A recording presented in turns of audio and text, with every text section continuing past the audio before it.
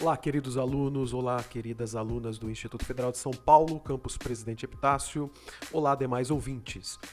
Este podcast finaliza a série Podcast Questões e vou reunir aqui o conjunto de perguntas formuladas em torno do tema da cartografia, tá? Pelos estudantes do quinto semestre do curso de Pedagogia. Então, começando, o mapa é sem dúvida uma representação gráfica, mas qual é o conceito de mapa e quais os tipos de mapas mais utilizados em geografia? Bom, a gente pode dizer que o mapa é uma representação gráfica simbólica, geralmente plana da superfície da Terra. Então, trata-se de retratar a realidade espacial, sobretudo do planeta Terra, numa base bidimensional. Por isso, então, há sempre uma transformação, uma transposição da realidade para a representação, o mapa ou a carta sendo, então, essa representação.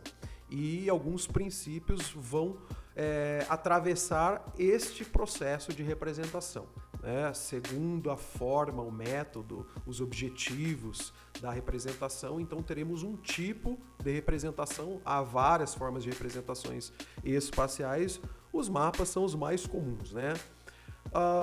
Outra pergunta, por que a alfabetização cartográfica tem se tornado um tema tão explorado no ensino de geografia nos últimos anos? Verdade, cada vez mais esse tema é visto, né? Na verdade é necessário por vários motivos. Um seria de ordem social, no caso, os mapas, a cartografia é uma ciência e produzem objetos, são tecnologias, enfim, são produtos que têm utilidade, né, no cotidiano. E, então, é necessário que a população saiba minimamente ler e interpretar representações espaciais, no caso, os mapas.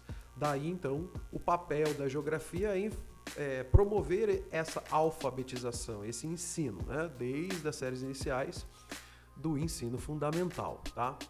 Outra situação que podemos comentar é em relação aí sim à cartografia, o ensino de cartografia como método de ensino da geografia.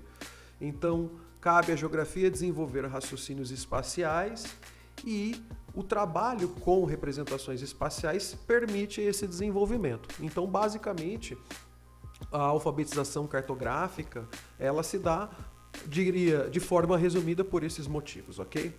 Vamos lá, continuando, outra pergunta. A partir de que idade, faixa etária, se pode trabalhar cartografia? Cabe de alguma forma na educação infantil? De que forma seria apresentada? Bom, é melhor colocarmos assim.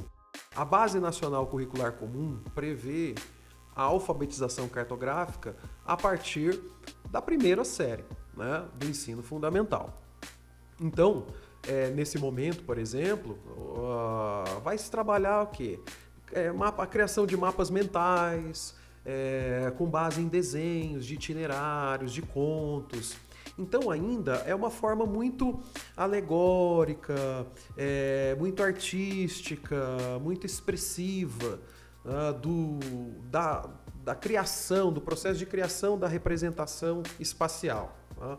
Então é um processo que vai desenvolvendo, né, através desse movimento da imaginação, do olhar o espaço real e de imaginá-lo numa folha de papel e de permitir que de várias maneiras as crianças possam pintar, expressar a sua ideia, a sua imaginação, portanto a sua representação do espaço numa folha. E então isso vai desenvolvendo a sua condição, sobretudo, de localizar objetos e de alguma forma representar essas diferentes localizações dos objetos que a cercam, né, numa representação, seja o meio que for, né? O mais comum é a folha de papel, ok?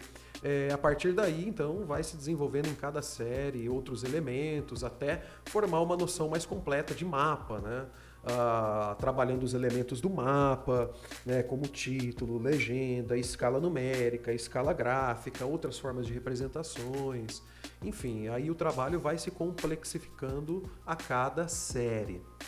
né? E os métodos aí vão se transformando, né? Então, se num primeiro momento passa muito pelo desenhar, pelo olhar, depois aí já é um exercício mais de inter-relação, da interpretação das legendas, da compreensão da base cartográfica, das projeções, enfim, de quais são os objetivos e as imperfeições do mapa, né? Então, aí eu fecho a última questão, que ela tá um pouco complicada de ler, então eu vou interpretar a própria pergunta, que é assim: se durante a representação há algum erro na medida em que, né, representa-se um espaço real, que seria tridimensional, num plano bidimensional. Sim, sempre há erro. Aí sim vem a ciência cartográfica, historicamente desenvolvendo métodos de se construir representações, cada qual servirá a uma utilidade.